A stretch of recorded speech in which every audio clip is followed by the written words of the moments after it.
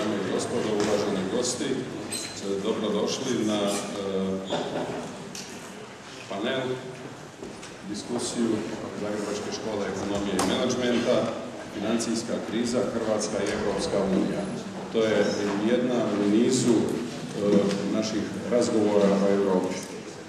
Razgovore o Europi Zagrebačka škola ekonomije i menadžmenta pokrenula je početkom ove godine sa ciljem da radimo na osmišljavanju i boljem razumijevanju problema i izazova sa kojima se susreće danas Europska unija, kako u gospodarskom, tako u drugim područjima, a promišljajući to sa točke Hrvatske, koju mi već danas vidimo kao jednu od članica Europske unije, što za sve nas u Hrvatskoj predstavlja jednu uistinu novu poziciju promišljanja pozicije i zemlje i uloge zemlje kako u Europi, tako i u svijetu. Zadovoljni smo što je naš prvi panel, dakle naše prve razgovore o Europi otvorio hrvatski premijer, gospodin Milanović, ali jednako tako zadovoljni smo i jako smo ponosni na sastav našeg današnjeg panela. Ja bih iskoristio priliku i sve ih pozdravio. Posebno pozdravljam gospodina Borisa Vujčića, guvernera Hrvatske narodne banke, a naglasio bih da je nama čast da je ovo jedan od prvih javnih istupa našega kolege i hrvatskog guvernera Borisa Vujčića nakon što je preuzeo tu iznimno odgovornu dužnost. Također, današnji panel, u njemu sudjeluju gospođa Martina Dalić, zastupnica u Hrvatskom saboru, bivša ministrica financija Republike Hrvatske, također naša uvažena kolegica, gospodin Božo Prka, predsjednik uprave Privredne banke Zagreb i također bivši ministar financija Republike Hrvatske u jednom iznimno zanimljivom i važnom razdoblju za Republiku Hrvatsku.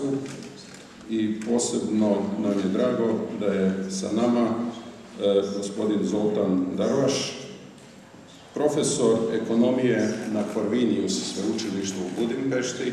Inače, Corvinus sveučilište u Budimpešti je partner Zagrebačke škole ekonomije i menadžmenta već niz godina i sa njima imamo lijepu suradnju. Kolega Darvaš je u isto vrijeme i research fellow na Bruegel, jednom od najutjecajnijih think tankova u Briselu.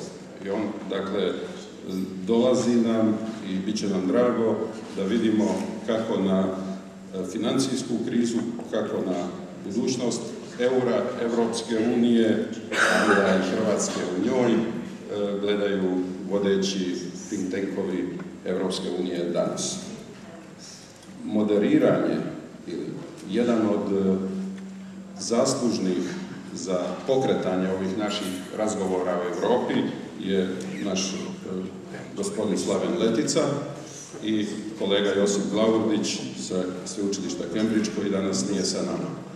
Danas ovaj naš panel moderirati će kolega Letica. Sve vas, dakle, lijepo pozdravljam, naše studente, predavače, moje ugledne i cijenjene profesore i kolege. Posebno bih izdvojio i drago nam je da je danas sa nama veleposlanik Republike Mađarske, gospodin Ištvan Gabar. Hvala.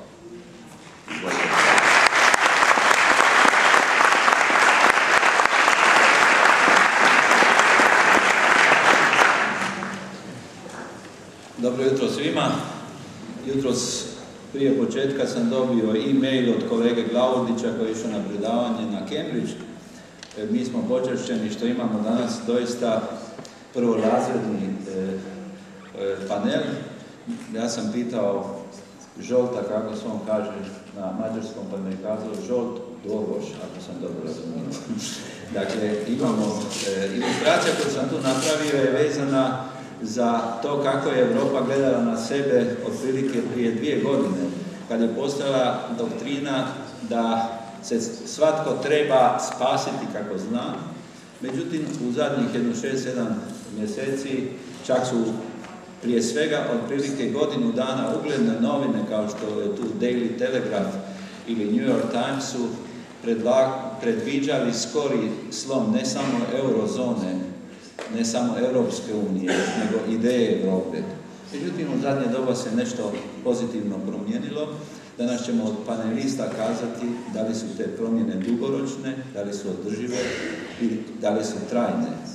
Mario Draghi se pojavio koji je odlučio spasiti euro po svaku cijenu, odnosno barem po cijenu otprilike 1000 milijardi eura.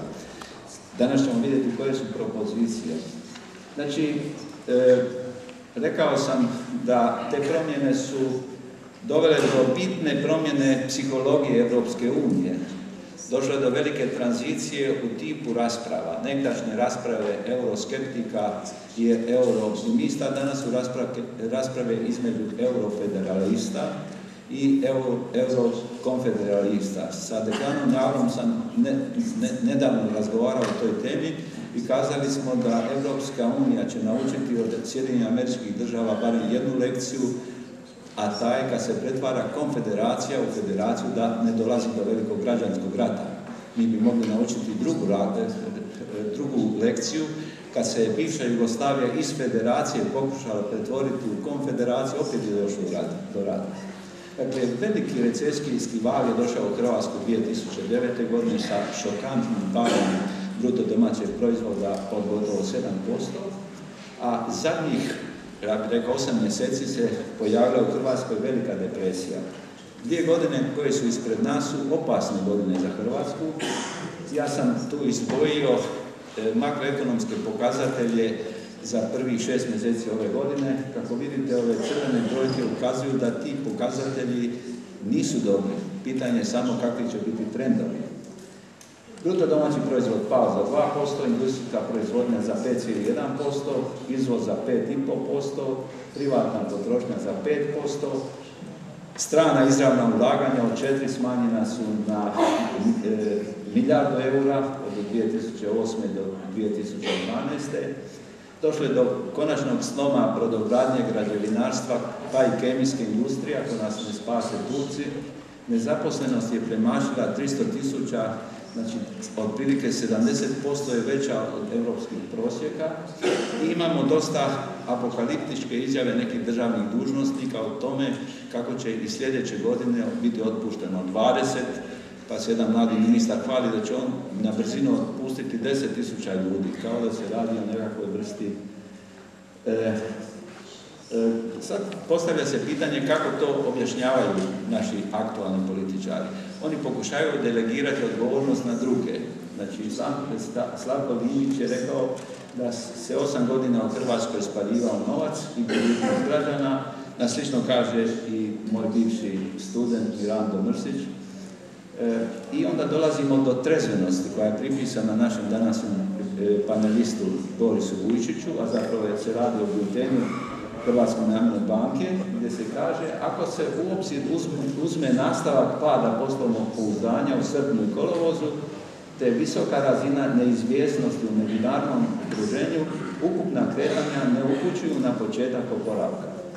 Znači, postoji jedna distribucija ozbiljnih rasprava i neozbiljnih rasprava. Ovo su najave za sljedeću godinu, prodaja državnih tvrtki, davanje u koncesije svih izgrađenih autocesta, dodatna oporezivanja vlasništva nad nekretninama, stečajevi i rekonstrukcije, bolni rezovi i sva se nada polaže u investicijski ciklus, a pogotovo se stvara nova utopija o eurofondovima, ne vodeći računa da najprije morate fiksno uplatiti u europski proračun, a što dobijete to zavisi od vaših sposobnosti. Hrvatska situacija zavisi od okruženja, jer smo mi malo otvoreno tržište, zavisi od balkanskog okruženja, od europskog okruženja, sredozemnog i euroazijskog okruženja. Možda da tu i završim, ovo je karta recesijskih trendova u Europi u ovoj godini. Vidite tu da je 11 zemalja Europske unije u recesiji, to su ove crne zemlje, dvije su na granici i nešto još uvijek se drži. Prognoze za sljedeću godinu su također dosta skromne kad je u pitanju Europska unija, to je porast bruto domaćeg proizvoda od 0,7%. Prema tome, u toj situaciji delegiranje odgovornosti na druge nema nikakvog smisla, jer to dovodi do ugrožavanja situacije. I tu ću završiti sa jednim od citata Lestera Sterova, koji je bio u Hrvatskoj nekoliko navrata, koji je kazao da se novac koji smo posudili u inozemstvu uložio u tvornice i robote, ne bismo imali razloga za brigu, jer bi dug sam sebe vraćao. No taj dug sad ozbiljan promjer jer je u cijelosti odlazio na potrošnju. Eto, to je početna situacija. Dogovorili smo se da radni jezici danas budu hrvatski i engleski i dogovorili smo se da redoslijed izlaganja panelista koji će biti između 5 i 7 minuta prva intervencija bude po abecednom redu, a to nam pruži šansu da ih budemo kao muškarci džentlmeni, pa bi ja zamorio Martinu Dalić da pokuša odgovoriti kako ona vidi koji su to ključni razlozi što se Hrvatska tako sporo i bolno izvlači iz recesije. Slavene, hvala lijepo. Pa evo, nakon ovog uvoda, dozvolite i meni da pozdravim sve prisutne, posebno ovdje prisutni studente Zagrebačke škole ekonomije i menadžmenta, jer barem ono kako ja vidim ovaj panel i ono što bi možda trebala biti njegova najveća korist jest da mladi ljudi na kojima svijet ostaje u stvari ne ponove greške starih. Zašto se Hrvatska tako sporo i dugo oporavlja? Hrvatska je, nažalost, jedna od nekoliko europskih država koja je od početka financijske krize, znači od kraja 2008. godine, nije uspjela prijeći u pozitivni teritorij u smislu stope rasta. Dakle, ta neka nula prošle godine koja je ostvarena je bilo nešto najbliže što smo se približili pozitivnim stopama rasta. Ova godina, evo, vidjeli ste i sami procjene kakve jesu. Pa uzroke tome ja u stvari vidim u dva područja. Jedno područje o kojem sigurno možemo raspravljati jest mjere ekonomske politike, takozvani policy mix, njihov timing, primjerenost. To bi bila recimo tehnička diskusija o kojoj bi sigurno ovaj panel, mnogi u ovoj dvorani imali dosta riječi za pridodati. Međutim, ono u stvari o čemu bi ja danas željela više govoriti je širi kontekst u kojem se vodi ekonomska politika, jesu neka političko-ekonomska obilježja naše države, našeg društva i naše ekonomije koja u suštini determiniraju uspješnost ekonomske politike. Što mislim? Mi smo još uvijek jedno tranzicijsko društvo. Društvo koje se, barem po mom sudu, još uvijek nije u potpunosti, u cijelosti i bez rezerve odredilo prema temeljnim principima funkcioniranja tržišne ekonomije i pravilima igre u tržišnoj ekonomiji. Dakle, iz toga segmenta političke ekonomije, društvenog prihvaćanja, društvenih vrijednosti dolaze i neka ograničenja na ekonomsku politiku. Što ja tu preciznije mislim pod tim? Jedno od bitnih pitanja koje je još uvijek vrlo važna i vrlo žučljivi predmet rasprava u nas jest, na primjer, pitanje uloge države. Tržišna ekonomija zasniva se i temelji se na privatnom vlasništvu, privatnoj inicijativi, to je njezino temeljno pravilo igre. U nas se, međutim, puno raspravlja o državi, puno se očekuje od države i na neki način se stječe dojam da u Hrvatskoj još uvijek nije riješeno pitanje da li ćemo mi razvijati tržišnu ekonomiju zasnovanu na privatnoj inicijativi i privatnom sektoru ili možda državni kapitalizam. To su dvije vrlo različite stvari, a to onda naravno postavlja i ograničenja pred ekonomsku politiku. Iz takvih na retoričkoj razini kod nas je sve u redu, nemojte me krivo shvatiti, na retoričkoj razini na razini naših strateških planova, naših strateških ciljeva. Sve je u redu i kontinuitet toga u redu postoji kroz godine. Postoji kroz vlade koje alterniraju kao lijeve i desne. Pogledajte, znači, sadašnje strateške planove, program gospodarskog oporavka, strateški okvir za razvoj koji je još uvijek naš službeni strateški dokument. Tu je sve u redu na retoričkoj razini. Ali kada se krene u jednu provedbu, tu onda nastupaju neke druge stvari i glavni fokus se usmjerava na državu, na njezino djelovanje, na njezino činjenje. I zato i danas u izlazu iz krize traži se, na primjer, kroz državne investicije. Tražio se i prošle godine kroz državne investicije, ali iskustvo prije krize, barem se meni čini, nas je trebalo naučiti da to nije produktivno, jer je rezultiralo makroekonomskim neravnotežama. Ali sada se na određeni način ide istim putem, a pitanja konkurencije, konkurentnosti, tog privatnog sektora opet ostaju u sjeni. Ali to je posljedica ne toliko mjera i ekonomske politike u tehničkom smislu. To je posljedica ovog političko-ekonomskog okruženja, u kojem se stavovi vrlo često zauzimaju a priori, bez argumentirane rasprave i razmatranja pozitivnih i negativnih primjera pojedinih poteza ekonomske politike. Evo uzmimo dva primjera, vrlo aktualna, vrlo plastična. Jedno je danas u nekoj javnoj raspravi, a to je pitanje davanja autocesta u koncesiju. Tu se zauzimaju a priorni stavovi, koji se onda mijenjaju ovisno o političkoj poziciji onih koji te stavove a priorno zauzimaju. Tako da danas najveći zagovornici davanja autoceste u koncesije su pred godinu dana bili apsolutno protiv. To pokazuje da taj sustav političke ekonomije ne stvara u biti pozitivno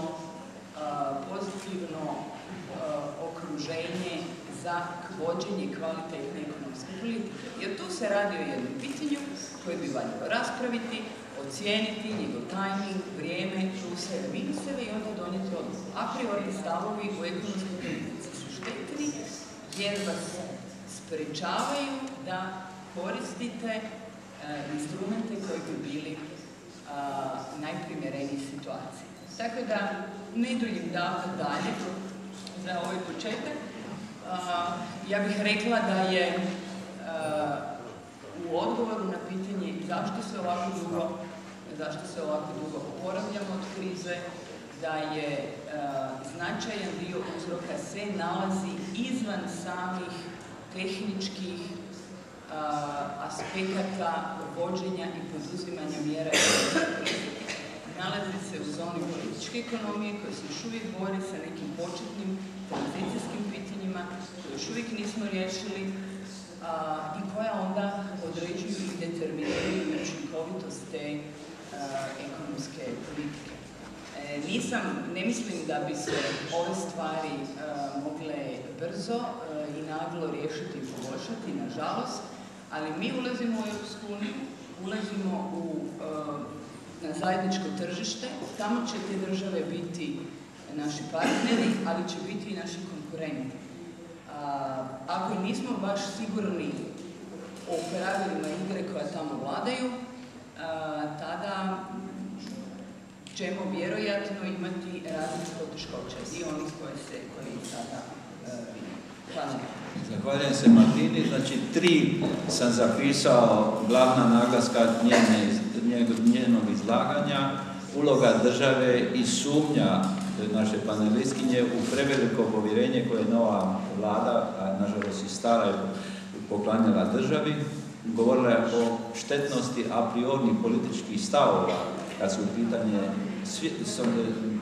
mjere svake pa i makroekonomske politike i izrazila je nešto za što smo mi svi zainteresirani, a to je sumnju u davanje već izgrađenih autocesta u koncesije, jer se time daju ključevi hrvatskog razvoja, hrvatskog turizma u ruke strancima.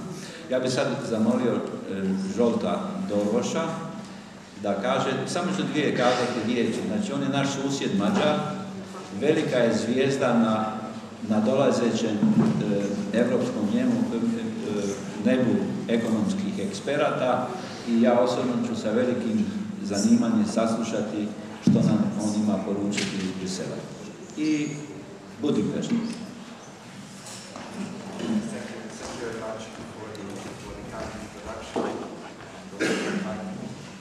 Let me start first saying that welcome to the European Union. I'm very happy that Croatia will be soon a member of the EU. And as being a Hungarian, I also have to congratulate to our water polo team that I hope you will allow us to win the next Olympics. But coming more to the substance, I was asked to talk about the Euro crisis and on certain needs of the Euro crisis and what are the prospects. I have a big slide. Let me open it if I can. Because I collected a very nice citation from a prominent British economist, and I would like to show you that citation, which is right here. The people are asked why the Euro crisis lasts so long, then typically two very simple answers used to be given. That first of all, the Euro area is not a so-called optimum currency area. And the second one is that the Euro area is not a fiscal and political union. And here comes the citation, so just let me read. There is a fundamental flaw in the Euro that you cannot have a monetary union work without a tax union. You cannot have a tax union in a democracy unless you have the political union, which is otherwise would be completely undemocratic. And there is no wish among the people of Europe for a full-blooded United States of Europe political union. And therefore, if someone takes this line of reasoning to the conclusion, then the conclusion is that the whole thing, he means the Euro, is a nonsense. And the sooner the whole thing can be dismantled in an orderly way, the better. Now, I've chosen this citation because I think it rightly captures the core of the problem, but I have to say that while I agree to each of the elements, I very much disagree with the ultimate conclusion that the Euro should be dismantled, and I will try to tell you why. Now, basically in this presentation I identify, as also the title say, 10 rules to the Euro crisis. And I won't go over these 10 rules because that will take half an hour, and I have at most 8 minutes as Mr. Chairman allowed me, and I already used 3 of that, so I have 5 remaining minutes. But I would like to concentrate on one single issue, which I think is the most pressing issue, and the issue which I think will determine the integrity and also possibly the existence of the Euro area. And this is the economic outlook, the extremely varying economic outlook of Southern Europe. I have a chart somewhere toward the end which shows, let me just run quickly there, these two charts. This chart shows in a historical perspective from 1914 till forecasts up to 2016 the GDP per capita of 5 main regions of the European Union. And you can see the Southern Europe in this yellow, and what you can see there was a catching up after the Second World War, quite natural. Then there was a long period of stabilization, and in the future what we see is a deteriorating outlook. South Europe is likely to fall behind.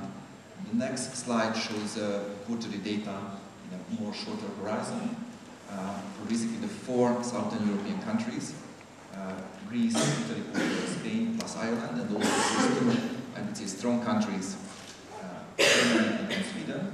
On the left-hand side you can see output, GDP measured as a GDP, and on the right-hand side you can see employment, level of employment. Both are normalized as the pre-crisis peak equals 100. And what you see is indeed a catastrophic outcome, especially in terms of employment. And how long can this go on? I mean, societies are different. If you look at, for example, what happened in Latvia, Latvia, at least so far, suffered more than Greece has suffered. Output fall was close to 25%, and employment fall was 17% from peak to trough. Yet in Latvia, you did not see any demonstrations, and similar things can be said about Ireland. You can see here, I mean, Irish employment fell by about 16%. Very large, many people have been laid off. Again, in Ireland, you did not observe much movements, much social unrest. But if you look at what's happening in Greece or what's happening even today in Madrid and Lisbon, and clearly the situation is different, and people are not that patient to wait for the economy to turn better. And what are the basic problems of these countries? I think these are really well known. They have very serious structural weaknesses. I also had a table showing various kind of indicators which are related to the structure of the economy, which are conducive for economic growth both in the short term and the long term, such as various kind of regulation, the friendliness of the business environment, education, research and development, and so on. And what you can see here is that Southern European countries lag behind enormously. I mean, Greece has the worst situation, but also Spain and Italy are also not among the best. So they're very weak fundamentals.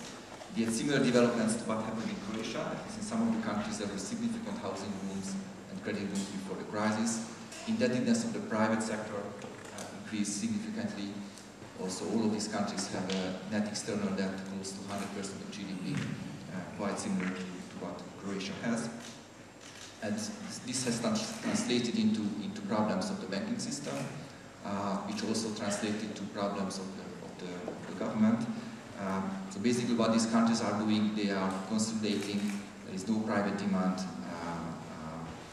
banks don't lend, and also there are major problems in the banking system. So if you put all this together, basically what you can say is there is not much hope for these countries. Now I argue that there is some hope. Maybe just let me come to this will be the final slide that I will show.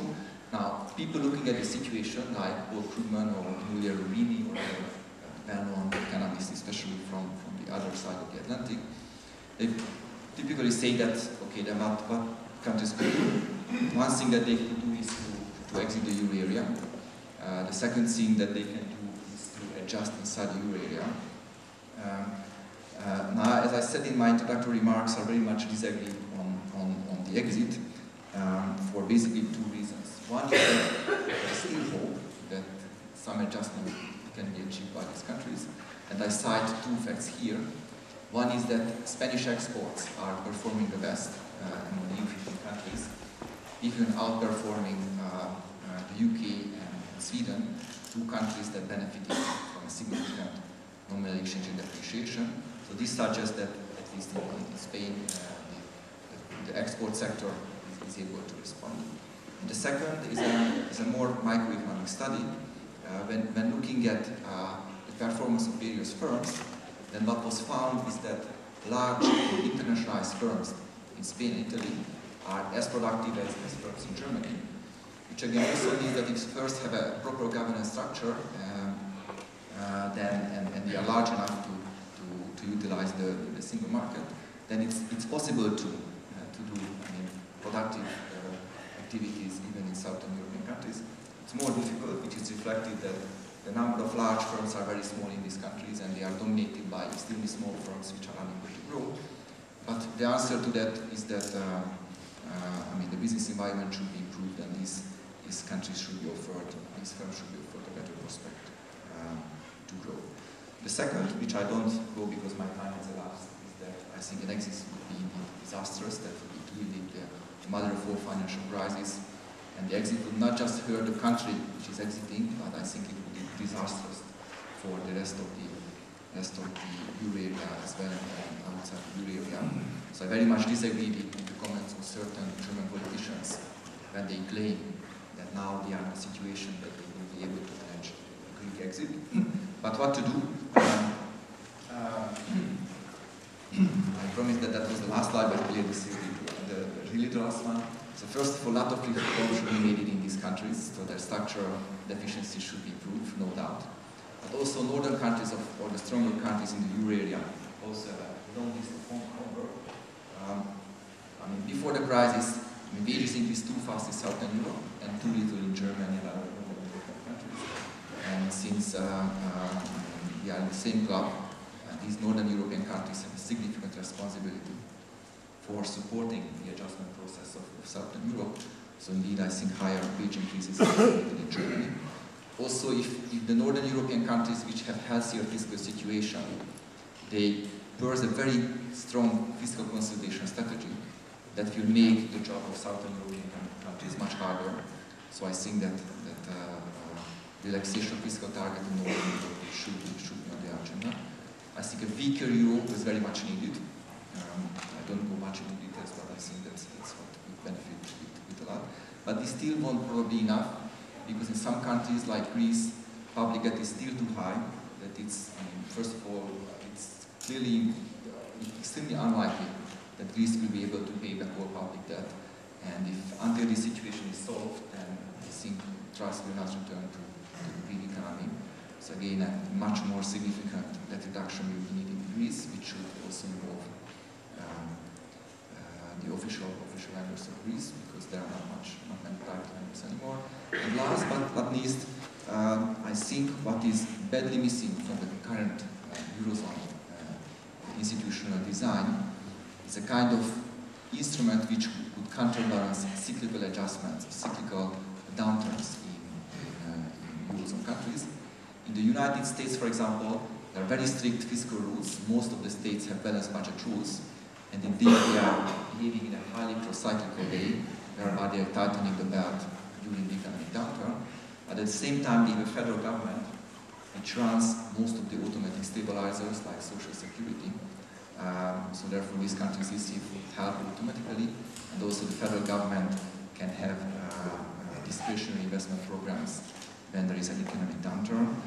Now, there are no talks about this at the moment, but my major fear, and this is my last sentence, that even though we go ahead with the banking union and all kinds of reforms which are, I think, very benign and very much warranted, if the economic situation deteriorates much further in Southern Europe, then there could be a political crisis there, and if there is a political crisis in Greece or elsewhere, that may end the euro membership of that country, and that would lead to a disastrous financial crisis throughout the euro area.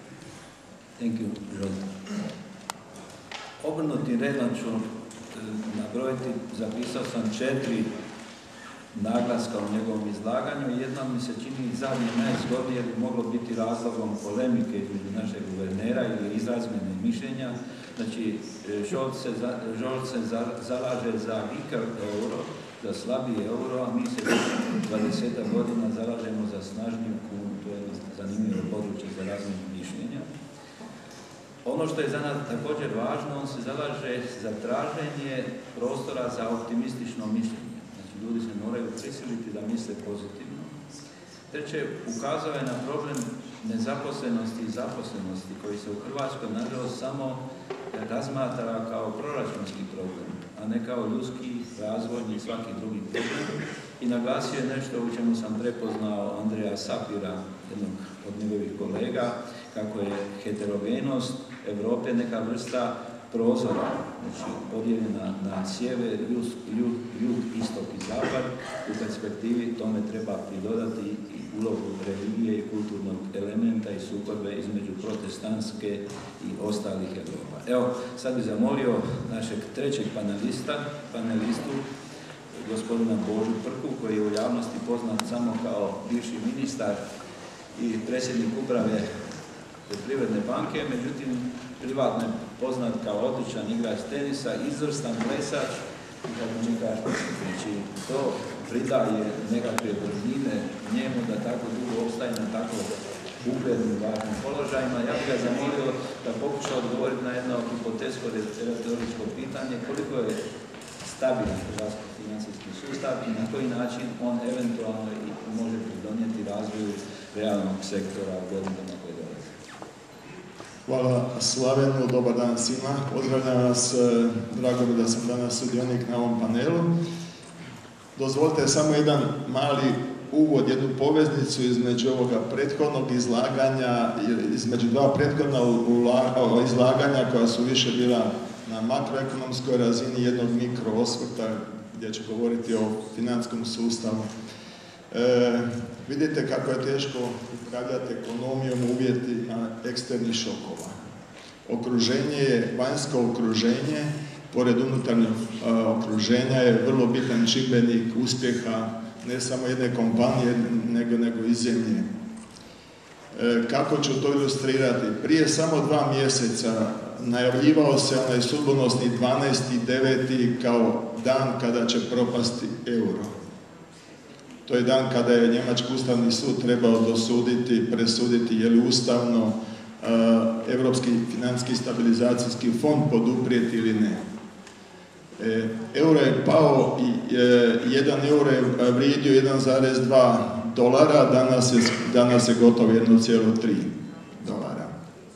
Onog momenta kada je euro nastavio kliziti ispod granice 1,2, svi američki analitičari su počeli okretati ploču i govoriti kako je strukturna slabost dolarske ekonomije bitno jača nego euro. Dakle, nisu dozvolili psihološki da pada neka granica. Meni indikator govori puno svega, puno o pozadini kako se upravlja ekonomijama, valutama i konkurentnošću. Znači, dok je on bio negdje 1,3, 1,25, svi analitičari, kritičari su govorili o slabosti eurozone, nestandardizaciji, nepostojanju fiskalnog dogovora, nekomplementarnosti drugih ekonomskih politika i tako dalje. Kad je dodirnuo 1,2, onda su rekli, pa gledajte, američki javni dug je 100% BDP-a, američki fiskalni deficit je puno veći nego EU prosjek, 10% poena i tako dalje. I euro je između 1,2 i 1,3 negdje tu se kretao. Ima tu i psihologije, ima i krivih očekivanja, rekao bi ima i dosta i špekulacija. Hrvatski CDS prije 2 mjeseca je otišao u nebo. Na 5 godina premija za rizik Hrvatske je bila 5,5% bodova. Neki dan nakon presude Njemačkog ustavnog suda pao je na 3 bazna poena. Znači, 80-ak, strašno razlika između percepcije rizika Hrvatske, a ništa se fundamentalno u 2 mjeseca u Hrvatskoj nije dogodilo. Znači, vanjska percepcija eurozone i okruženja utječe itekako na tokove ekonomske i kretanje kapitala u jednoj maloj ekonomiji. Hrvatska dolarska obveznica, zadnja ona prije ljeta koja je izdana sa kuponom od 6,375, ovih dana je odnosno prinos na tu obveznicu pao na 4,8. Dakle, na sekundarnom tržištu se ta obveznica trguje po 4,8. I sad neka mi neko objasni ekonomiju i ekonomske zakonitosti. Ništa drugo nego očekivanja, kreiranja raznih psiholoških postavki i dosta fundamentalnih stvari, polazišta, ali dosta i spekulacija. Nazad na bankarski sustav, stabilnost financijskog sustava, koji svi kažu, slažemo se da je on bankocentričan, kriza je pomaknula neke granice. Sustav se počeo razvijati i mimo bankarskog sustava prije krize. Razvijalo se tržište kapitala, uspjeli smo razviti alternativno tržište financiranja, prije svega kratkoročno, lansirali su se komercijalni papiri različitih kompanija, čak tržište obveznica, razvijali su investicijski fondovi, mirovinski fondovi, sada je to uglavnom ostalo na kratkoročnim fondovima, novčanim fondovima i, rekao bi, mirovinskim fondovima. Ta periferija izvanbankarskog sustava je kontraktirala u vrijeme krize, što je razumno jer ljudi teže sigurnijem ulaganju, to su ipak depoziti, s obzirom na činjenicu da su banke visoko regulirane. Hrvatska je dočekala krizu s vrlo stabilnim bankarskim sustavom i nije tajna, prvi kvartal 2009. hrvatske banke su posudile državi 2,3 milijarde eura da bi država mogla uredno platiti inozemne dugove kad nije mogla ići na međunarodno tržište. Hrvatske banke i hrvatski bankarski sustav ima visoku kapitaliziranost, negdje oko 19%, što nas svrstava u red vrlo stabilnih zemalja sa najvećom kapitalnom adekvatnošću u komparabilnim zemljama, odnosno komparabilne zemlje. Hrvatski bankarski sustav je vrlo likvidan i to je jedna zamka za buduće razdoblje. Reći koja je glavna zamka, tu je guverner i mi smo na pragu prihvaćanja nove kapitalne direktive ili smjernice Europske unije, Basel 3 paket koji će donijeti puno promjena u okruženje oko banaka. Naravno, kada govorimo o bankama, govorimo i o kreditima i ekspanziji kredita banaka, što je važan čimbenik rasta poduzeća i rasta makroekonomije. Ta kapitalna direktiva Basel 3 ima 3 stupa. Prvi je vezan na količinu kapitala koju neka banka mora održavati u odnosu na rizične operacije.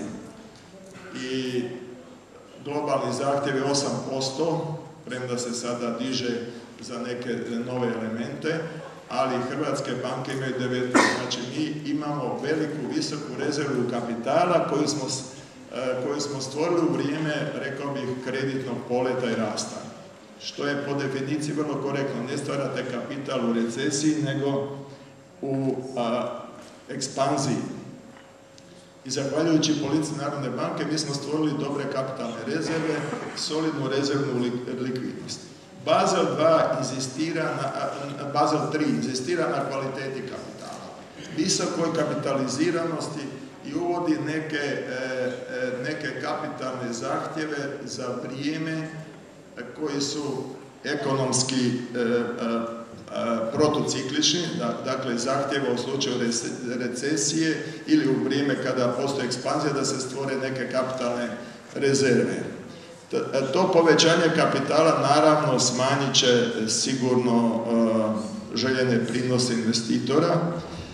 S druge strane, drugi stup Basela 2 uvodi kriterij likvidnosti, zahtjeva vrlo visoke standarde likvidnosti, od trenutne likvidnosti do 30 dana do strukturne likvidnosti.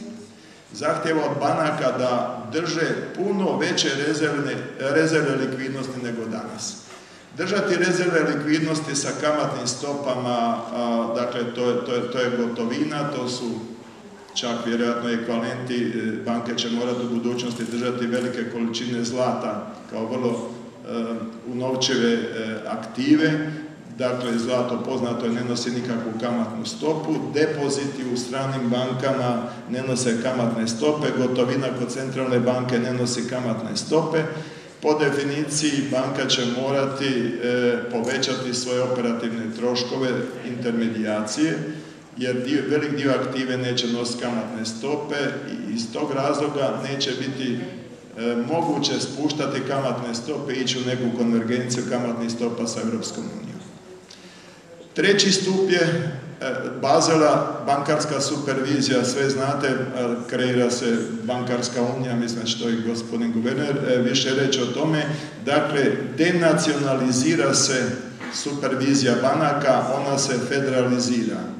Što će to donijeti s obzirom na nacionalne specifičnosti, jer Njemačka banka kad drži rezervu likvidnosti, njoj se smatra njemačka obveznica kao rezerva likvidnosti jer je to najlikvidniji financijski instrument, dok Hrvatska banka kada drži hrvatsku državnu obveznicu, to se sigurno ne može tretirati kao visoko novčiva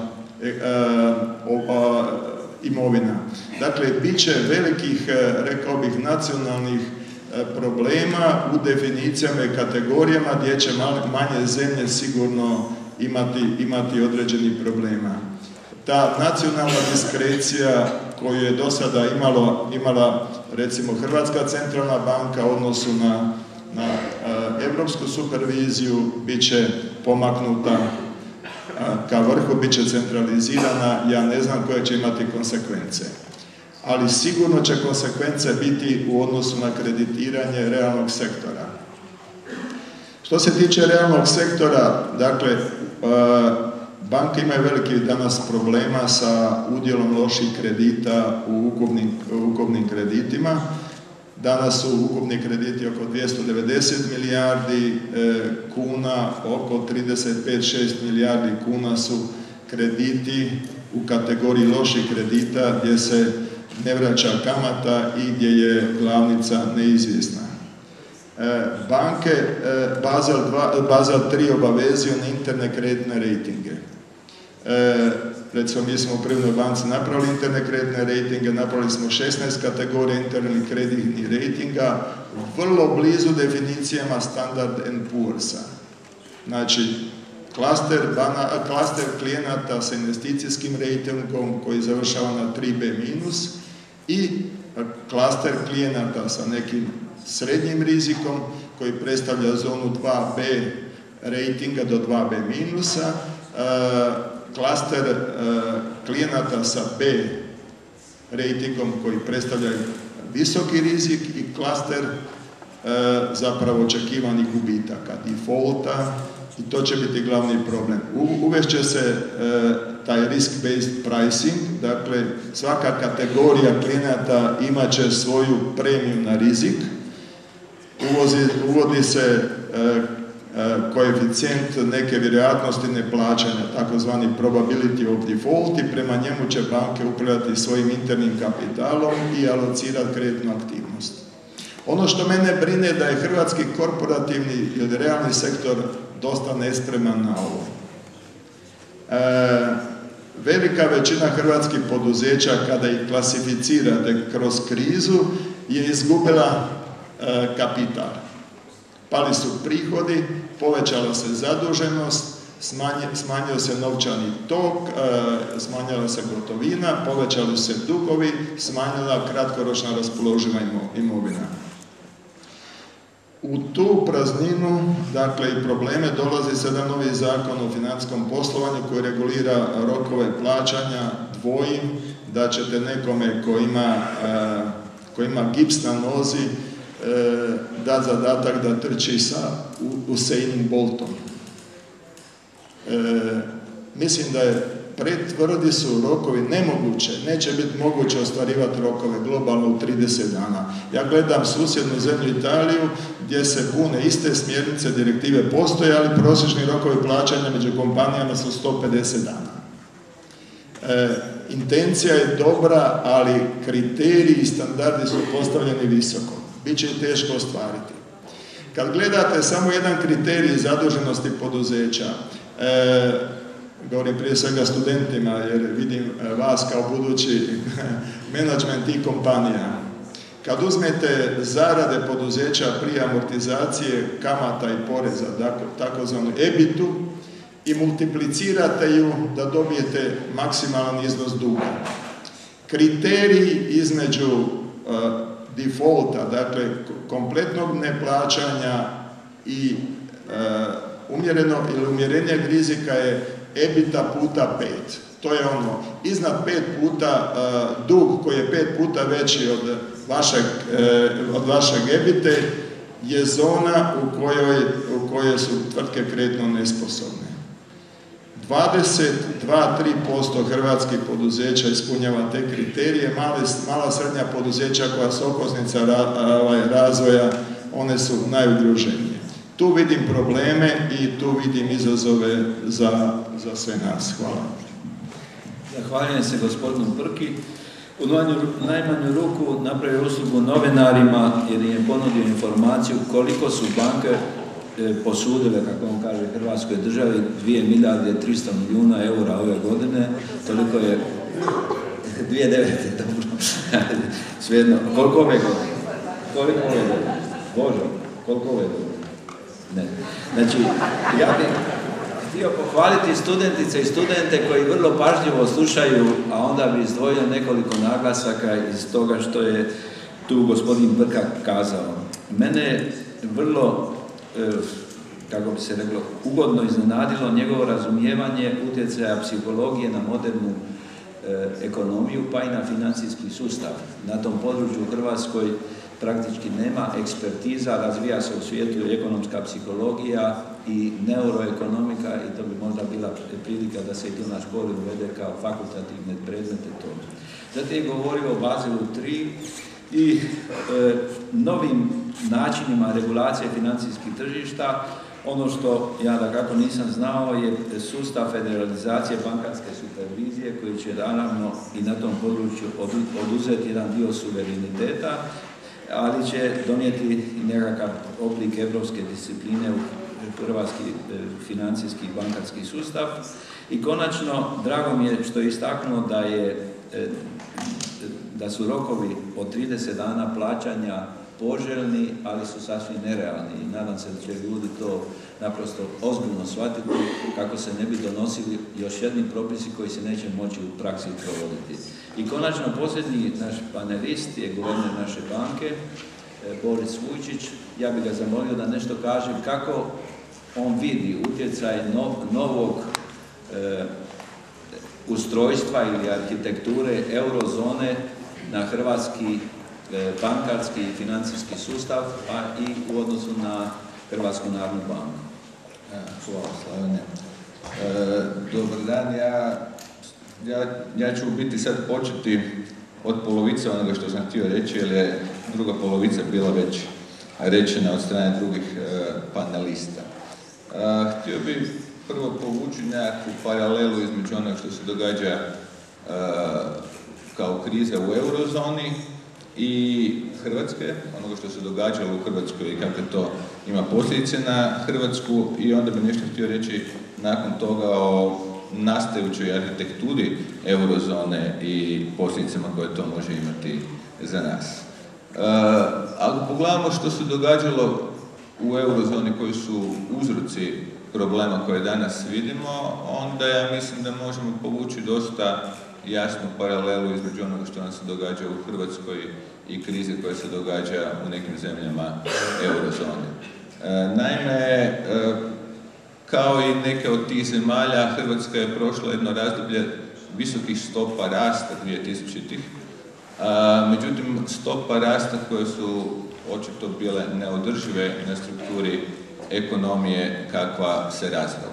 Znači, one su bile prvenstveno potaknute vrlo visokom osobnom potrošnjom i investicijama koje su opet bile pretežno državno potaknute investicije i koje su dovodile do rasta vanjskog duga. Znači, to je de facto bio rast na teret akumuliranja visoke vanjske zaduženosti. Ako pogledate zemlje koje su danas u problemima u eurozoni, vidjet ćete otprilike istu sliku, znači vrlo visoke stope rasta tijekom 2000-ih nakon ulaska u eurozonu, međutim isto tako izuzetno brz porast vanjske zaduženosti, ali ne samo vanjske zaduženosti, izuzetno visok porast javnog duga. Hrvatska je ostala na razinama zaduženosti koje su niže nego u zemljama Europske unije koje danas imaju probleme. Mi smo na koncu imali čak i nekakvu disciplinu tržišta u cijeloj toj priči, dok su oni zbog ulaska u eurozonu nešto što je trebala biti korist, veliki benefit za njih, u biti pretvorili u ono što se danas pokazalo kao opasnost i trošak. Naime, činjenica da ulaskom u eurozonu su kamatne stope za sve te zemlje bitno pala zbog efekta kredibiliteta eurozone, oni nisu iskoristili na način, kako je Žolt rekao, ili ko je rekao, ili Bistaro rekao, da te novce treba uložiti u nešto produktivno što će sutra moći generirati tijek novca koji će vraćati te dugove. Nego su ih trošili, nažalost, u neproduktivnu pretežno javnu potrošnju, povećavanje države blagostanja, troškova države blagostanja, što se na koncu pokazalo kao nešto neodrživo i zbog čega danas je ova prilagodba koju te zemlje moraju proći u biti vrlo bolna. Zašto? Zato jer su došli do tih razina dugova kada jednostavno morate raditi vrlo duboke rezove u javnoj potrošnji kako bi došli na nekakvu razinu duga koja će vam vratiti povjerenje investitora na tržištu. Što se dogodilo kao reakcija na početak krize 2008-2009. godine? Prvo, bilo je jasno da zemlje koje žele vratiti povjerenje tržišta moraju proći upravo taj bolni proces fiskalne konsolidacije i sve su zemlje to počele raditi.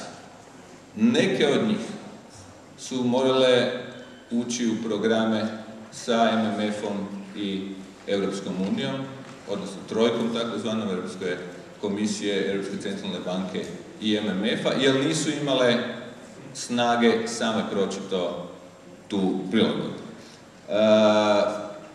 Razloge zašto došli u tu situaciju smo objasnili s time da treba napomenuti da tu ima iznimaka. Recimo Irska, koja je također u programu takvom, je zemlja sa vrlo snažnim strukturnim fundamentima, za razliku od recimo Grčke i Portugala koji imaju takve programe. Međutim, u Irskoj je uzrok krize drugčiji, a to je loša regulacija i nadzor bankovnog sustava. De facto cijela kriza u Irskoj je posljedica propasti njihovih najvećih banaka, ogromne bankarske krize koja je na koncu Irske koštala 63 milijarde eura do sada. Slična situacija je bila recimo u Islandu, koja nije zemlja Europske unije, gdje je isto bankarska kriza uzrokovala kompletnu krizu, a i u krajnjoj liniji u Sjedinjenim Američkim Državama, otkuda je kriza i krenula, gdje je krenula upravo iz bankovnog sektora. Tako da nisu svi uzroci onoga što danas vidimo isti. Negdje je to dugoročno zaostajanje u produktivnosti, previsok rast jediničnih troškova rada, gubljenje konkurentnosti, previsoko zaduživanje, zaštićenost od discipline tržišta ulaskom u eurozonu, loša alokacija sredstava, negdje su to tipične bankarske krize koje su uzrokovale recesiju i visoke troškove za državu i visoke fiskalne troškove za državu usput. Drugi, ajmo reći, linija kojom sada se kreće u Europi kao odgovor na ovu krizu je da nakon ovih, ajmo reći, makroekonomskih programa prilagodbe se kreće prema nečemu što bi trebalo postati fiskalno pravilo u Europi. Znači, vidjelo se da ono što je Žolt rekao, ne možete imati monetarnu uniju bez da imate neki oblik, neću reći kakav, ali neki oblik fiskalne unije, fiskalnog pravila koji se u Europi primjenjuje. Tako da je Europa odlučila kroz onaj six-pack program 2011. godine ojačati ono što je postojalo kao osigurač u početku dizajna eurozone, a to je pakt o stabilnosti i rastu, ponovo ga de facto reanimirati, oživiti i ojačati da ima zube i da može djelovati kao garancija fiskalne odgovornosti u monetarnoj uniji. Međutim, to nije, kao što se vidi, bilo dosta. Banke su postale izuzetno vulnerabilne u zemljama koje su pogođene sa krizom. Zašto? Zbog veze između banaka i države. U svakoj zemlji glavni klijent banaka je država na direktan ili indirektan način. Ako država dođe u probleme, i banke su u problemu. I to se vidi kroz izloženost prema dugu država koje banke imaju, ali to se vidi i iz troškova financiranja banaka. U Europskoj monetarnoj uniji ono što nije postojalo od početka je, odnosno ono što je najmanje uspjelo, je upravo integriranje bankarskog tržišta. Bankarsko tržište je ostalo rascijepkano, nacionalno, sa vrlo snažnim elementima onog što zovemo home bias, odnosno pristranosti domaćem tržištu.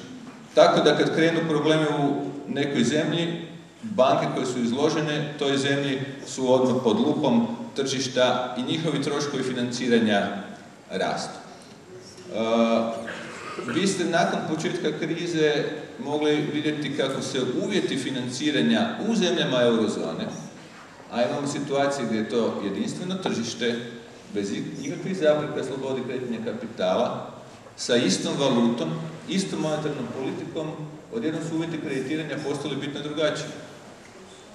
Gdje imate situaciju da na jednom skijalištu, gdje imate hotel sa jedne strane skijalište koje je u Austriji, a drugi na talijanskom dijelu, kad ovaj hotel na talijanskom dijelu uzima kredit od banke, kamatna stopa je daleko veća od ovog njegovog susjeda par sto metara dalje na austrijskom dijelu.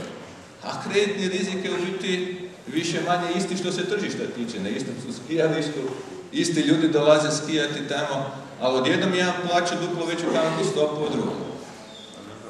Zašto? Zato jer nema integracije bankovnog tržišta.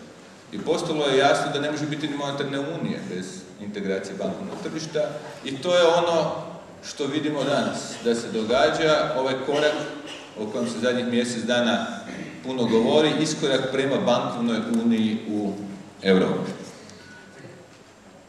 Ona znači tri stvari. Jedno je zajednička supervizija, gdje bi Središnja banka, Europska središnja banka u Frankfurtu preuzela nadzor, odnosno superviziju nad svim bankama u eurozoni. Sa u ovom trenutku prijedlogom mogućnosti opt-ina, takozvanog priključenja država koje su izvan eurozone. Međutim, to je samo jedan od uvjeta za bankovnu uniju. Drugi je da mora postojati, ako postoji zajednička supervizija i zajednički sustav rješavanja problema u bankama. Rezolucijski mehanizam. To je već teže. Zašto? Zato jer neophodno počinjemo govoriti o mogućnosti podjele troškova između članica Europske monetarne unije, a to je uvijek ona granica gdje svi problemi dolaze, gdje svi razgovori i diskusije u Europi dolaze u problem. Kako dijeliti troškove? To još nije riješeno. Ideja u kojoj se govori je trenutno da bi takozvani backstop za rezolucijski mehanizam bio europski ISM, ovaj novi, a da bi sama rezolucija u biti bila ne bail-out banaka, znači ne u potpunosti spašavanje banaka, nego rezolucija više putem onoga što radi FDIC u Sjedinjenim Američkim Državama. Međutim, kad krenete u tako nešto, nikad ne znate gdje ćete završiti, jer troškovi, odnosno potencijalni troškovi rješavanja problema u bankama uvijek mogu na koncu završiti na računima poreznih obveznika. Treći i najteži dio je osiguranje depozita. Znači, ako imate bankarsku uniju, imate zajedničku superviziju, zajednički mehanizam rezolucije, treća stvar je osiguranje depozita, gdje su naravno problemi najveći. Zato imamo različite sustave osiguranja depozita u zemljama Europske unije, odnosno Europske monetarne unije. Objediniti ih je tehnički zahtjevno, a objediniti ih u ovom trenutku znači i preuzimati potencijalne obveze za isplatu štediša u nekim bankama, u nekim zemljama koje možda su u velikim problemima. I to je opet teško političko pitanje koje nije izvjesno da će se brzo riješiti. Što za nas sve to skupo znači? Mi imamo ogroman interes u razrješavanju problema u eurozoni zbog nekoliko razloga. Jedan je da, to je onaj koji praktički na dnevnoj ili tjednoj bazi vidimo, da o tome ovise uvjeti financiranja u Hrvatskoj, kao što je bilo rečeno. Znači, kamatne stope koje moramo plaćati bitno ovise ne onome što se događa na dnevnoj bazi ili tjednoj ili mjesečnoj samo kod nas u Hrvatskoj, nego i onome što se događa u eurozoni. Ne možemo to izvući. Prema tome, tu nam je značajan interes. Što se prije riješe problemi u eurozoni, to će i uvjeti financiranja za Hrvatsku državu, za hrvatske banke, za hrvatske poduzeće biti povoljniji. Drugi razlog, to nam je glavni vanjsko-trgovački partner. Daleko najvažniji vanjsko-trgovački partner. I utječe na potencijalnu stopu rasta bruto domaćeg proizvoda Hrvatske vrlo značajno. Ako imamo probleme u Italiji, ako imamo probleme u Njemačkoj, na našim glavnim vanjsko-trgovačkim partnerima, normalno da će potražnja za našim proizvodima zbog toga biti manje. Treće, banke u Hrvatskoj koje dominiraju na tržištu po aktivi dolaze sve iz eurozone. Tako da politika banaka, kreditna spremnost preuzimanja rizika, financiranja, ovisi o tome u kakvom stanju su banke majke u eurozoni. Ne u potpunosti. Zašto? Jer banke u Hrvatskoj su hrvatske pravne osobe. One svojim kapitalom i svojom kapitalnom adekvatnošću ne garantiraju za banku majku. A ona je puno viša nego što je u bankama majkama. Međutim, ipak, općenita politika kreditiranja i preuzimanja rizika bitno ovisi o onome što se događa i u okružju. I četvrto, zbog izuzetno visoke razine eurizacije u Hrvatskoj, nama je vrlo važno što će se dogoditi sa eurozonom. Naime, eurozona, ulazak u eurozonu za Hrvatsku je najlakši, najjeftiniji način rješavanja ogromnog tečajnog rizika koji postoji u gospodarstvu zbog vrlo visokog stupnja eurizacije. Znači, u situaciji gdje nam je gotovo 80% depozita na strani pasive banaka u stranoj valuti i gdje nam je onda na aktivnoj strani isto tako izuzetno visoka izloženost valutnom riziku, zbog toga što banke moraju hedžirati svoju aktivnu i pasivnu poziciju. Jedini način da izađemo iz toga i iz valutne klauzule koja uzrokuje taj visoki tečajni rizik je jednostavno da prihvatimo euro, onda imamo i pasivu, i aktivu, i plaće, i sve u eurima, i onda kamatne stope odmah mogu pasti za ukupnu premiju tečajnog rizika, koja je u Hrvatskoj zbog visoke štednje u euru vrlo visoka. U tom pogledu imamo dvije determinante i s time ću završiti. Jedna je ono što će se događati u eurozoni, što će opredijeliti nas prema brzini ulaska u eurozonu nakon ulaska u Europsku uniju, a drugo je ono što će se događati u Hrvatskoj. Zato jer mi moramo isto učiniti sve da kada bude to moguće i kada ocijenimo da nam se to isplati, možemo što prije ući u eurozonu. Da bi to učinili, moramo osigurati strukturne reforme i fiskalnu konsolidaciju u Hrvatskoj koja će omogućiti pad udjela javnog duga u BDP. Nakon što dođemo na tu prijelomnu točku, moći ćemo razgovarati i o ulasku u Europsku monetarnu uniju, jer će to znači da smo fiskalnu konsolidaciju napravili prije ulaska u tečajni mehanizam i monetarnu uniju. Hvala. Zahvalio bi se guverneru Vujčiću, ne znamo kakav će biti guverner, ali se vidi da je čovjek obrazovan, da poznaje te, znači, barem to je velika stvar za početak. Izdvojit ću nekoliko stvari koje mogu biti i predmeti prijepora, znači njegova je poruka prihvatimo euro što prije, znači to je pitanje jedne kontroverze. Taj njegov zahtjev polazi od toga što se problemi u eurozoni što prije riješe, to će Hrvatskoj biti bolje.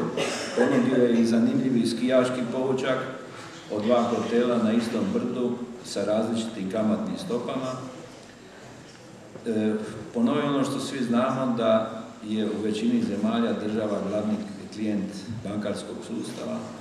Kazao je da monetarna unija nije održiva bez fiskalne unije, neki idu korak dalje. Kazao nešto bitno, da financijske krize u različitim zemljama imaju različitu prirodu i etiologiju, navodeći problem Irske kao klasični problem bankarske krize i probleme takozvanih ostalih piksova kao probleme ozbiljnih strukturnih hendikepa. I naveo je primjere koji će nam koristiti dovesti ulaz u Europsku uniju i u eurozonu i ponovio ono što su svi znali, a nitko se nije usudio javno kazati, kao što se ni danas ljudi ne usude javno kazati šta ne valja ovoga trenutka sa makroekonomskom politikom u Hrvatskoj, a to je da je model razvoja od 2000 do 2008. promatran iz današnje perspektive bio neodrživ. Ja bih vas najprije zamolio da zajedno se zahvalimo panelistima sa jednim pljeskom, onda ćemo se dogovoriti.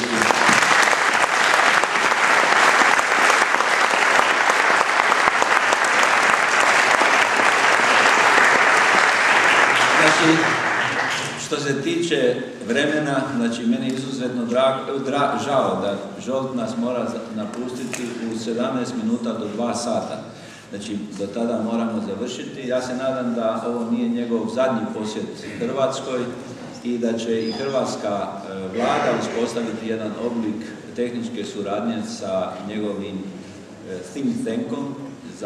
Na hrvatskom predlažem pojam mislilica po uzorku na prodavaonicu i ljekarnicu. Znači, i sada bih molio, znači, ovako da distribuiramo ovo preostalo vrijeme. Najprije da vidimo da li neki od panelista traže od svojih kolega neko pojašnjenje ili imaju dodatno pitanje.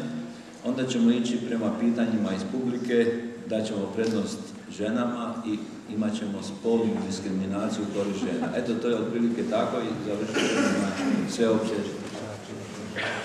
Dakle, moje pitanje panelistima, da li imaju jedan drugom neko uputiti pitanje, kritičku observaciju ili tražite neko pojašnjenje.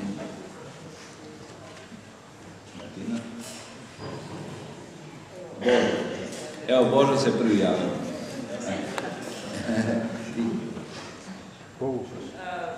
Pa evo, ja bih možda uputila jedno moje razmišljanje koje smo gospodin Prvi ovdje komentirali dok je govorio guverner.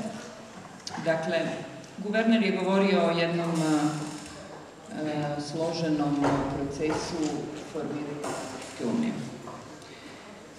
koji će uslijediti i koji očigledno nosi sa sobom brojne izazove i brojna pitanja na koja tek treba naći odgovor. U svemu tome ćemo i mi na određeni način sudjelovati kao članica Europske unije.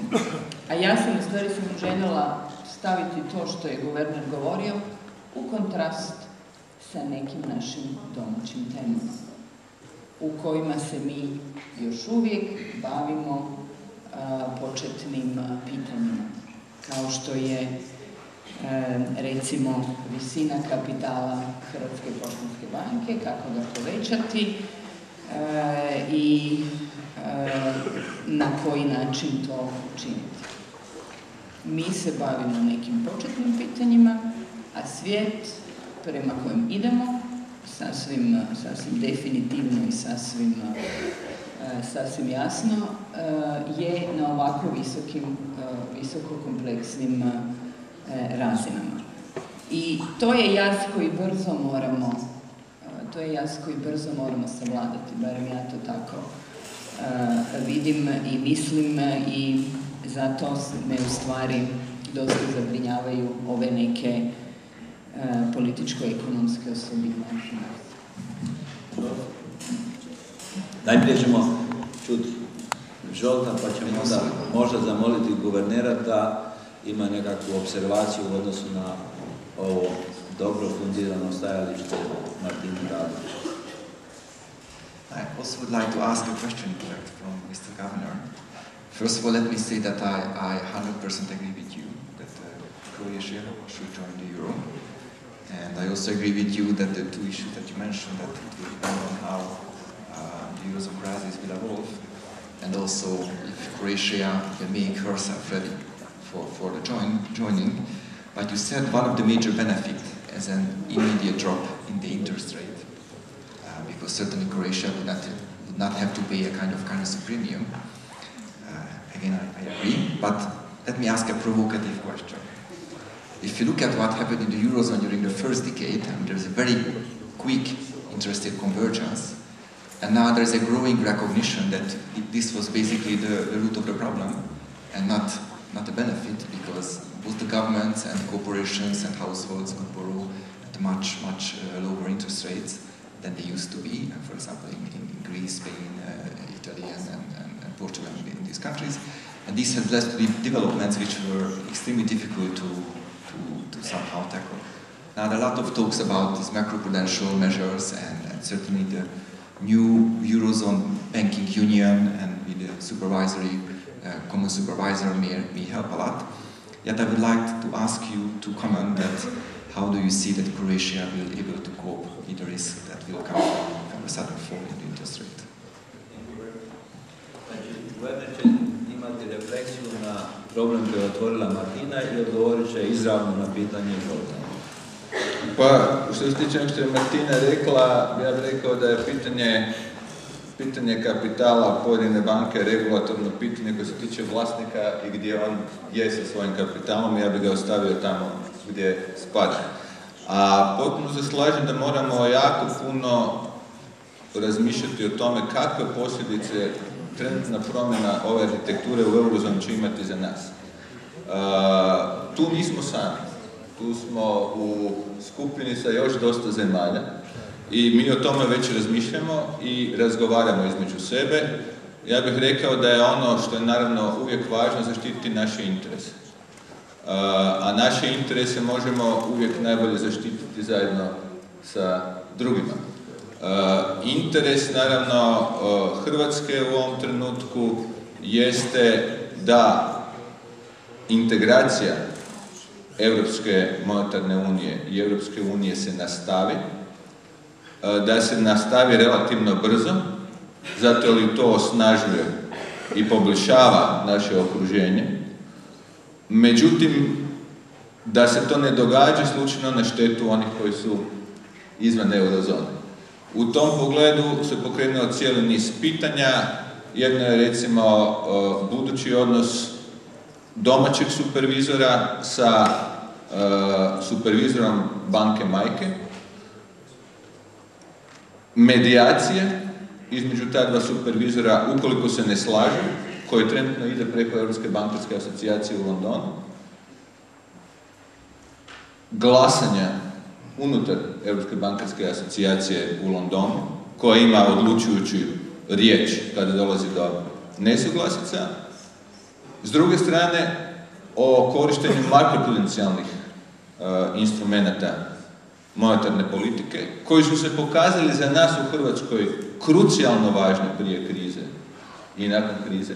Upravo smo krizu uspjeli proći bez potrebe da se oslanjamo na MMF ili nekoga izvan, zato jer smo koristili vrlo ekstenzivno i dobro makroprudencijalne mjere prije krize. Mogućnost da se to smanji u budućnosti, što je isto od mogućnosti u stvaranju bankarske unije, nama ne odgovara. I ne mislimo da bi bila dobra. Zašto? Zato jer bi onda došli u situaciju da, s obzirom da jedna monetarna politika ne može u potpunosti u svakom trenutku odgovarati svakoj zemlji, ona izgubi mogućnost nekakvog fine-tuninga preko instrumenta makroprudencijalne politike, što je sad ipak omogućeno i moguće. Znači, tu ćemo definitivno štititi naše interese koliko god je to moguće. Što se tiče onoga što je Žolt pitao, to je vrlo dobro pitanje. Pad kamatnih stopa za zemlju koja ulazi u monetarnu uniju zbog nestanka tečajnog rizika, odnosno rizika valute, je mač sa dvije oštrice. S jedne strane može biti sjajna stvar za zemlju ako ju iskoristi na pametan način, da jeftinijim financiranjem na tržištu financira ono što financirati treba. A to su prvenstveno produktivne investicije koje sutra mogu vratiti taj dug. Međutim, ako se podlegne izazovu nižih kamatnih stopa i jednostavnijeg financiranja i krene u povećavanje proračunskog deficita kako bi se financirale stvari koje sutra neće moći vratiti taj dug, onda je to definitivno pogrešna put. Dvije napomene što se tog tiče. Ja se nadam da smo naučili iz ovoga što se dogodilo drugim zemljama što ne ponoviti u trenutku kad se to dogodi. A s druge strane, ne vjerujem da ćemo više u doglednoj budućnosti imati takvu konvergenciju kamatnih stopa u Europi kako smo imali 2000-ih nakon stvaranja Europske monetarne unije, kad je Grčka plaćala 30 basis pointa skuplji novac od Njemačke.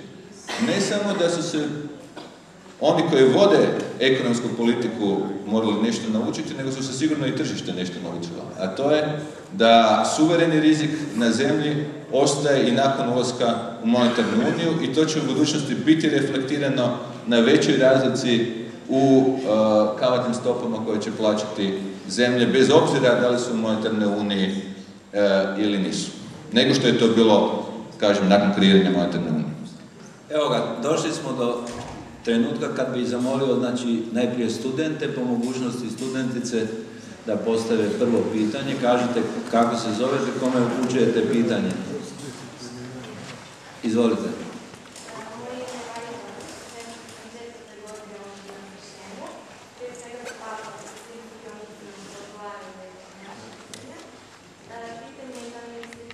Gospodin Prka prvi.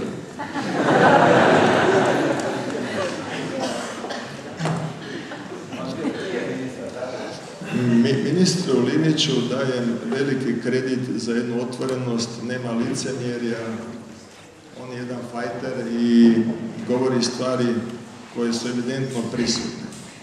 Kako ko voli stil, ali on je za mene ministar financija. Govori ono što je naslijedio i što vidi i pitanje je sada koje metode, što mu je ostalo. U arsenalu oružja koje ministar može koristiti ne vidim puno izbora. Hrvatska fiskalna pozicija je održiva samo uz uvjet da pokrenemo rast i da smanjujemo relativni udio javnog duga prema BDP-u.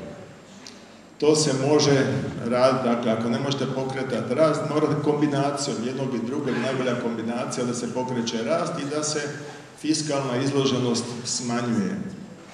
A on to ne može sam pokrenuti jer je nemoćan ako nema strukturnih reformi. Ono što je ministrica Dalić odlično rekla, mi se Hrvati moramo dogovoriti šta je uloga moderne Hrvatske države u tržišnoj ekonomiji. I da li je to da Hrvatska upravlja ACI marinama, bankama, osiguravajućim društvima, da li da proizvodi električnu energiju, distribuira plin i tako dalje, da upravlja raznim drugim resursima, ili je to da bude moderan regulator, da bude demonopolizator, da bude nadzornik i da potiče konkurenciju, konkurentnost, da potiče razvoj malih, srednjih poduzeća i tako dalje.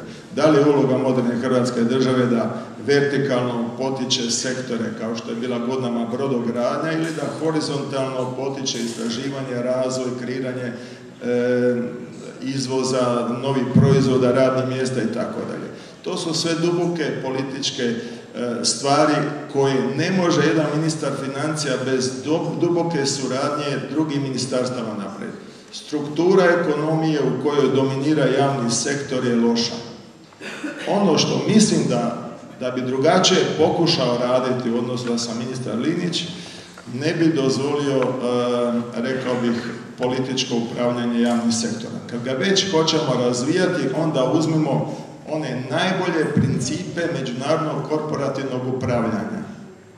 A ono znači da se zna tko je uprava, da je ona kompetentna, profesionalna, sposobna i tko je nadzornik. I da uprava odgovara onima koji su postavljeni za nadzor. I da imaju točno definirane ciljeve i da imaju dobre ugovore prema kojima su menadžeri u javnom sektoru plaćani kao i drugdje, ovisno o ciljevima, postotku realiziranih ciljeva i rezultatima. Ništa drugo. Hvala. Ja ću vam to prevesti, znači na vaš jezik. To otprilike glasi: ministre Šuker, sjedi vrlo dobar 4. Znači, sad ćemo vidjeti kako će ga ocijeniti Martina Dalić.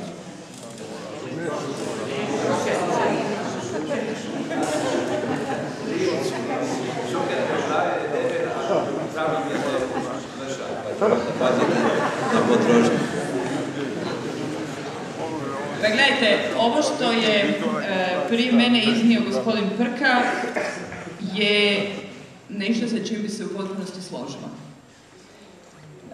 Zato što trenutak u kojem se mi nalazimo i trenutak u kojem je ministar Linić od mene preuzeo te javne financije, pa onda dopustite da ja ipak o tome nešto znam, s obzirom da ste mi pitali šta bi ja učinila s obzirom da sam se suočila sa takvom situacijom.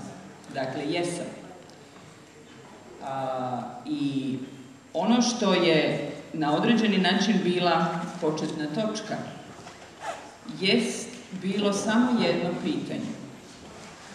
Kako, kojim metodama i kojim instrumentarijem smanjivati deficit? Jer eto, čini mi se da je smanjivanje deficita jedna od možda rijetkih stvari oko kojih se svi više manje slažu. Okolnosti u kojima je ministar Linić počeo raditi bile su na određeni način i budući put je na određeni način bio naznačen Zakonom o fiskalnoj odgovornosti, koji je signalizirao da put snižavanja deficita valja tražiti kroz smanjivanje rashoda. To zvuči ovako artificijelno, ali prevedeno na jednostavan jezik znači da put ka održivom smanjivanju deficita, koje će ujedno biti pogodno za gospodarski rast, zahtijeva strukturne reforme. Zahtijeva da država sama se počne baviti sa sobom i otklanjati ona mjesta i one točke gdje je ona prepreka rastu i gdje ona generira te previsoke troškove. Ako mene pitate kao ekonomista i kao viši ministar financija, to je put u koji ja vjerujem. Taj put nije jednostavan, daleko od toga. Taj put nije jeftin. Taj put nije bez refleksija na stanje, na socijalno stanje i odnose društvenih skupina unutar društva. To je vrlo složen, vrlo tešak i vrlo kompliciran put. To, kao što je rekao gospodin Prka, ministar financija ne može sam, ali može odigrati važnu ulogu. A u nekom društvenom smislu posebno snažan poticaj za to dobijete činjenicom da su izbori neposredno iza vas. I ako me pitate što bih učinila drugčije, ministar Linić i ja se tu značajno razlikujemo. Ministar Linić je krenuo putem povećavanja poreznog opterećenja, uvođenja novih poreza, što će imati određene kratkoročne efekte na proračun. Međutim, mi kao država, kao gospodarstvo, mi smo još uvijek i dalje suočeni sa pitanjima koja sprečavaju našu konkurentnost, a odgovor na koje se nalazi na rashodnoj strani i pitanjima trajnog sniženja poreznog opterećenja. Ja vam ne vjerujem u porez, ne vjerujem u visoko porezno opterećenje, to nisu stvari kojima se može izvući iz krize. Ali mi još uvijek nismo došli do točke da govorimo o tome da se javnu administraciju valja na neki način platiti prema učinu. Nagraditi one koji rade, koji dobro rade, pa će se na taj način izgenerirati ko je višak i koliko ima toga viška. Zdravstvo je centralni problem. Neki dan smo raspravljali strategiju zdravstva, ali niko nije raspravljao ili vrlo slabo da se tim zdravstvom počne profesionalno upravljati. On ima financijski problem. I zašto se misli da sektor koji ima financijski problem u smislu dugačkih rokova plaćanja i jednog dosta netransparentnog financijskog poslovanja zdravstva, zašto se misli da te problem mogu riješiti profesionalni doktori medicine? Zašto naše bolnice ne bi imale i medicinskog i ekonomskog ravnatelja? Mislim, to su neka pitanja koja obuhvaćaju pitanja kad govorimo o tome strukturne reforme. Zato, evo samo još jedna rečenica, otvaranje tih pitanja stvara temelje i mogućnosti rasta. Povećanje poreza teško. Znači, prevedeno opet na vaš jezik, ministre Liniću, sjedi jedva dovoljan, 2. Znači, i što se tiče ekonomike zdravstva, o tome nešto znam, i u krivu su i Linić i Martina Dalić, ali to je za jednu drugu raspravu. Znači, a još idemo postaviti jedno pitanje po mogućnosti našemu gostu koji mora ići u zrakoplovnu luku. Ako ne, samo izvolite. Mlađi Njavro. Ajde. Ja sam Martina iz škole ekonomije menadžmenta i zanima me, imam sljedeće pitanje za guvernera Vujčića.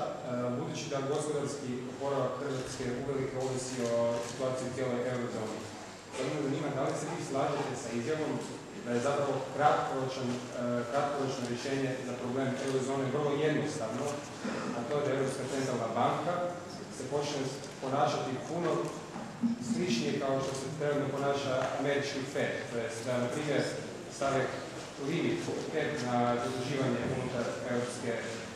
unutar eurozone na recimo 6% i da bi to onda stabiliziralo i zapravo bilo neko kratkoročno rješenje za krizu, a onda da se provedu strukturne reforme koje svi znamo da se treba provesti.